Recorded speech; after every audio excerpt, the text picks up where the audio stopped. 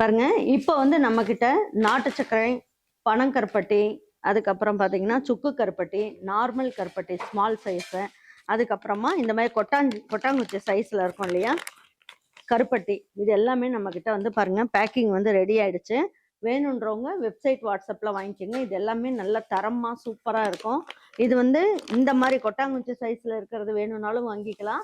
அப்படி இல்லைன்னா, அந்த சதுர சதுரமா இருக்கிறத நம்ம கட் பண்ணியும் அந்த மாரியும் குடுத்துக்கிட்டு இருக்கோம்.